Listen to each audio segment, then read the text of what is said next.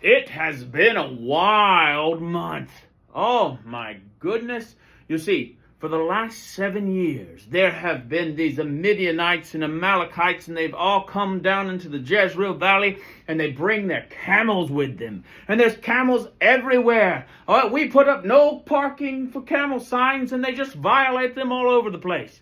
And the problem with all of this is they get our gardens and they raid our gardens. We cannot use the valley. You know, a valley is the best place to farm. Well, so for me, I had to take my wheat and I had to thrash it and get it separated. So, well, this is a long process, but I had to take it. You won't believe this because I know you know how to thrash wheat, but I went into a cave. And in that cave, I had a big wine vat. And in that wine vat, I thrashed the wheat. And the thrash stuff went everywhere. And I sneezed. And it was a terrible sneeze. Usually, it's on top of a mountain. And I have to thrash the wheat on top of the mountain. And the stuff goes everywhere. And it blows away. Well, all of us were so sick and tired of this. We prayed out to God. We said, God, do something. It's been going on 7 years. And as usual, what do you think he did? He sent a prophet. Yes, a prophet. And the prophet said the same thing the prophets usually say. He said, if you had not broken the covenant with God, you wouldn't be in this mess. And he left. He didn't give a solution. He didn't give a thing. And it almost felt like nothing was going to happen. Oh, my goodness. Well, then here I was. I took all of my stuff with me, and I took it to the wine press in the vat, and I was thrashing the wheat in the wine press, and my cave is beside the terebinth tree. You know, left past the 7-Eleven, you go to the terebinth tree, and yes, you know. So, I went to the terebinth tree to thrash the wheat and the wine press, and lo and behold, at the terebinth tree was a man. Well, here I was thrashing. I wasn't really paying a lot of attention. He seemed to glow a little bit, but the sun was coming in the cave, and it was kind of like, I'm not sure. So as I thrashed away, all of a sudden he said, mighty man of valor. What? Mighty man of valor, who are you talking to? It certainly can't be me. I'm of the littlest tribe of Israel. Ooh, that's what I told him later when he started talking more.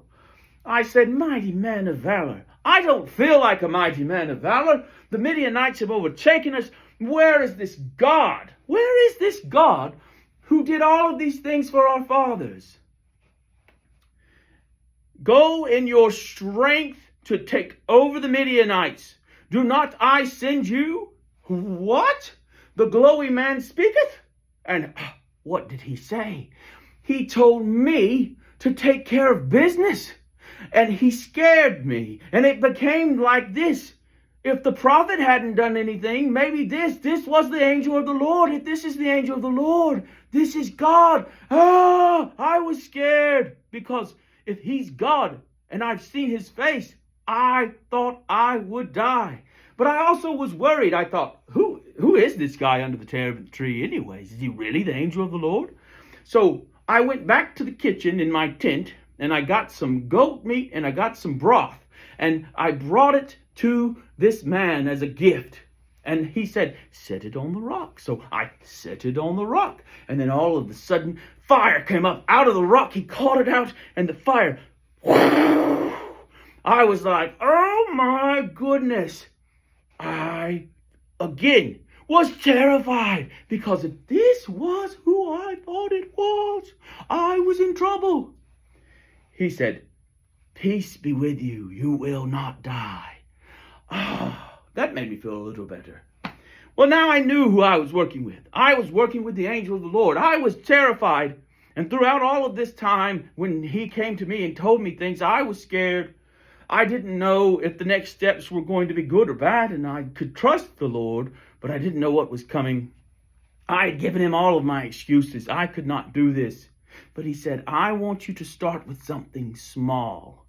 Okay, Lord, I'm listening. Here's what I want you to do. I want you to go down to your dad's house, And I want you to tear down the Asherah pole. And I want you to tear down the altar to Baal. Come again, Lord? I don't hear you. I'm scared. That's scary. Are you sure about that? Yes. So, I was scared. So I went with the men at night, 10 men, and I got them, and we tore down the Asherah pole, and we tore down the altar to Baal. And I went back that next day, and everybody was in an uproar. Everybody was terrified. And they were calling for someone to die. Whoever took down this Asherah pole, whoever took down this altar needed to go. Well, I was shocked. My dad came out and he said this. He said, if Baal's mad about this, why don't you tell him to take care of it himself? Good one, Dad. That was a good one. All of the people thought it was great. Well, at the same time, as the people had sort of gathered and they were like, yeah, Baal probably doesn't care, the whole valley was filled with the Midianites and the Jebusites and the Azarites and all of the ites, and everybody was everywhere. And all of their camels too, they were back again. And so the Spirit of the Lord fell on me. And I took up my favorite tool. Here is my favorite tool. It is the shofar. You thought I'd say trumpet. But this is a trumpet. In your day and time, this is a shofar, and it plays like this. I can't really do it yet. But anyways, as you see, this is the tool that I use to call all the people of Israel in. Yes, and they all came to me, all of the tribes, and it was 22,000 people. Now, hear me out. I was listening to the Lord closely because we had become friends, and he was talking to me, and I asked him, surely we're going to go get all of these ites out. We're getting them out of this valley of Jezreel. And the Lord said to me, 22,000 is too many people. Come again, Lord. I wanted to use my trumpet like this. And he said, no, 22,000 people is too much. You see, he had promised long ago to our parents, to my parents, my grandparents, that when we went to Israel, if we kept our side of the covenant, he was going to take care of all these people. And he wanted it to be that he took care of the people. Oh my goodness. So I said, if any of you are scared, go home. 10,000 of them ran away. They went to their houses, back away. And they did not pass go. They did not collect $100, $200, whatever it is. And they went back to their homes. Well, I was left with 12,000 men. That's right, God. We got this. We got it. We can do this with 12,000 men. What's that you say, Lord? You want what? Okay. So I took them all and I put them at the river.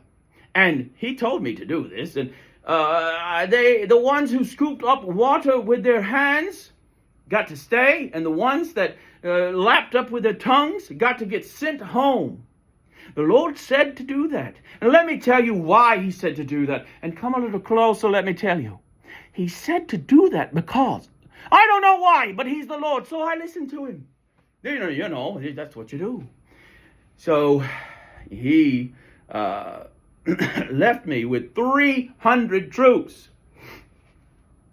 Now, I had been terrified.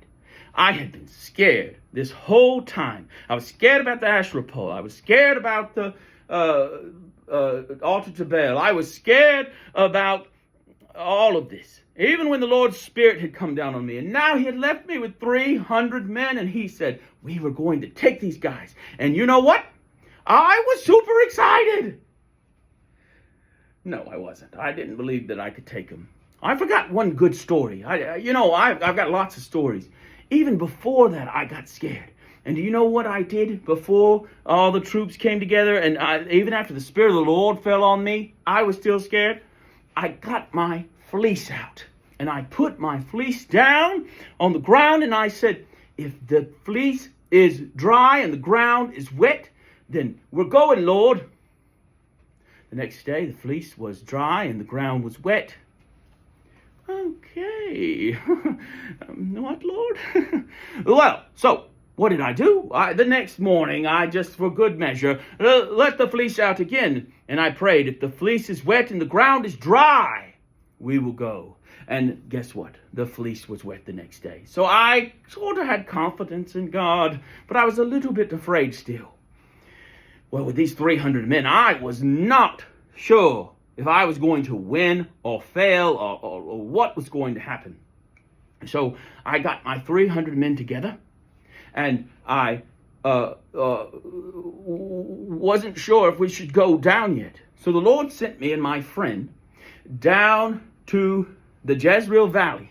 And as we got to the Jezreel Valley, this man had a dream. And in this dream, barley had fallen down off of and rolling down into the camp, and it knocked the tent over. And the tent fell. And someone said, I have an interpretation for that dream.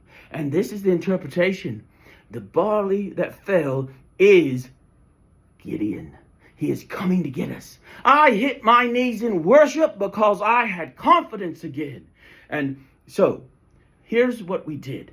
I took my 300 men, and they all got a trumpet. And they also got a jar. And they also took with them their swords. And their swords went in the sheaths. And we took both our jar.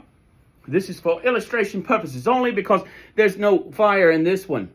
But their jars had fire in them. And they took their trumpets and they were broken into 3 groups of 100.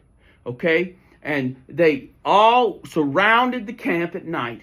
And they all went, everyone's asleep, you know. This is great. For the sword of the Lord and Gideon. And it scared the whole camp up. The whole camp was awake. It was as if I really were the barley. And the people ran all different directions. And my main men took their swords out.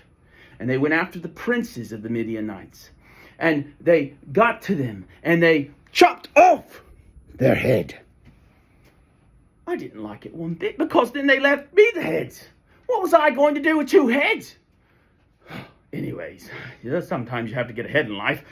Well, now, here was the important thing. This is very important.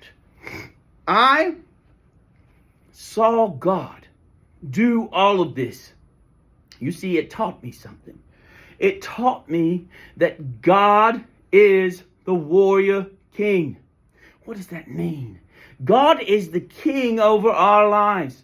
Back when I was under the terebinth tree, back when I had all of this around me, I was frightened. I was scared. I thought that God didn't care about me. I thought that he was not going to fight for my people. But every time I got frightened, I went to the Lord. I talked to the Lord. He came to me. He gave me comfort. He spoke peace over me. He promised me things. I listened to him. He spoke to me. You see, God wanted to be the warrior prince for his people. I learned that if we listen to God's voice, if we follow his ways, if we take steps to do what he's called us to do, the Lord fights for his people. You see, God will fight our battles if we let him. Now, I am in the middle of my story, and I do not know what's going to happen in the next chapter of my life, or the 2nd chapter, or the 8th chapter of Judges. But anyways, I hope that I spend all of my days being faithful to my God. And I hope that I will carry these lessons that I've learned with me into the future. And I hope that you will be able to trust God in a way that is big, and trust him with your battles, and know that he cares for you and he loves you so.